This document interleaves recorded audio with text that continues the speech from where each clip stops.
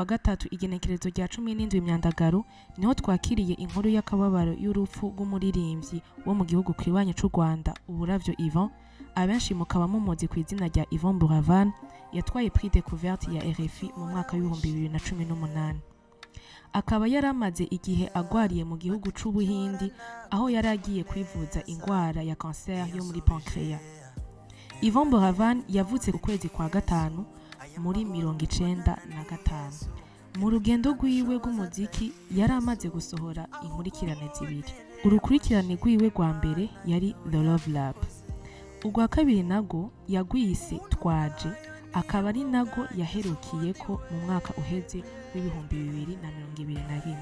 Yari umwe mu baririmbyi bakunzwe cyane bo mu gihugu c'u Rwanda, akaba yabaye umuririmbyi wa mbere wo muri ico gihugu yatahukanye prix découverte ya RFI mu mwaka w'ibihumbi 2018, aho yari kumwe n'umuririmbyi Ndabaneze André wo mu gihugu c'u Burundi, abenshi muzi nka Mwag.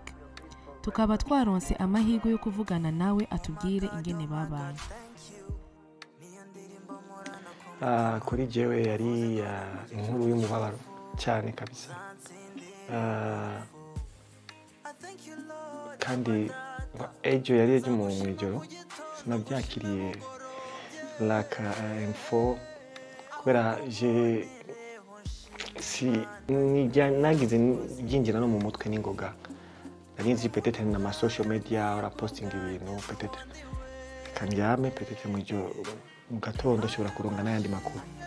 No umuntu kwanza bwa mbere ahora akunda repetition, kugira ama repetition kugira ikintu kimere neza, tugire yo perfection. Iyo yari devoir yiwe no muri repetition twa dusubira indirimbo maintes fois oyaka kantu twakubise swatari kadubisubiremo.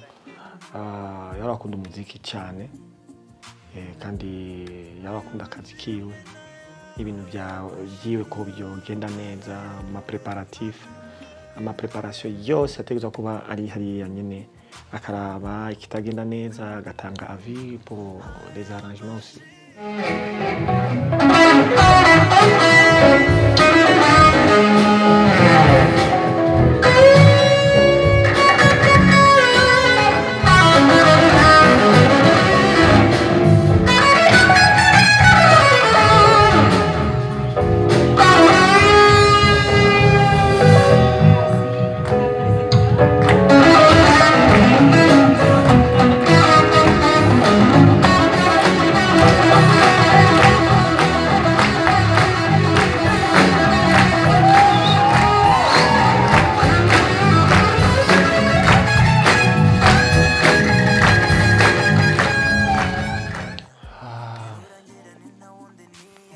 Niyo shaka yarafise shaka nini cyane, yarafise n'inzozi nini cyane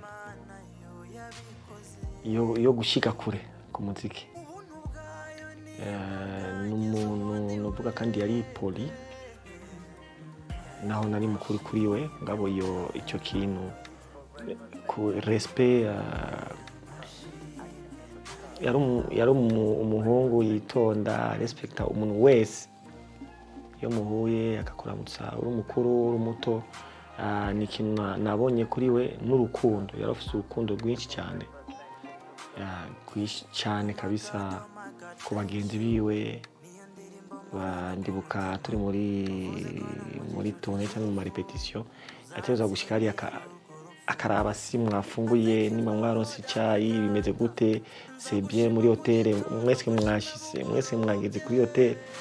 No n'umuntu yarafise urukundo kuri jewe.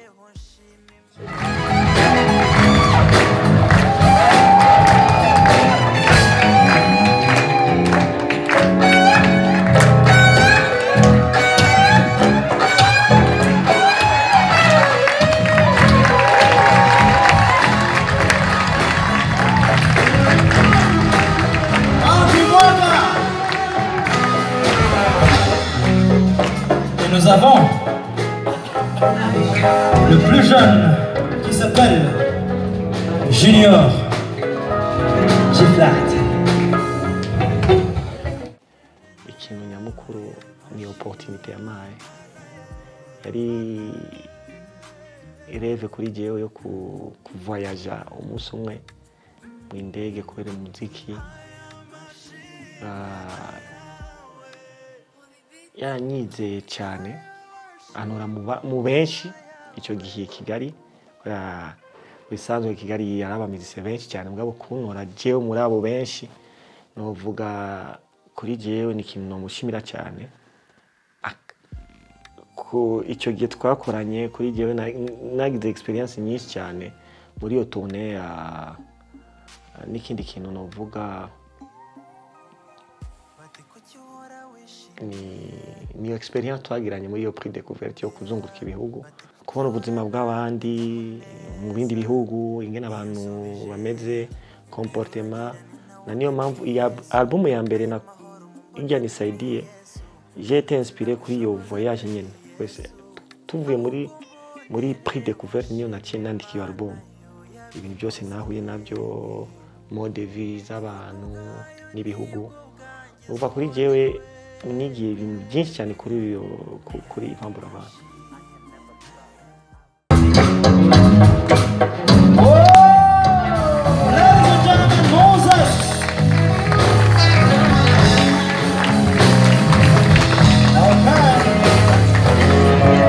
Sur la guitare solo, on a Andy Mwag.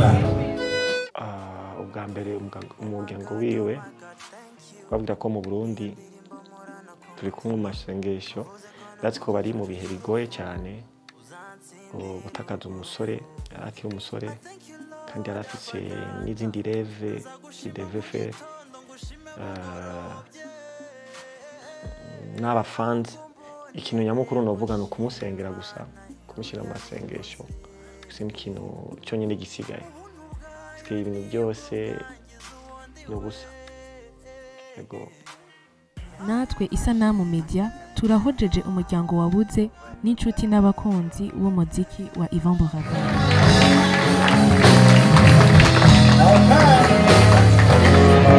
Et sur la guitare solo, on a Andy Mwag.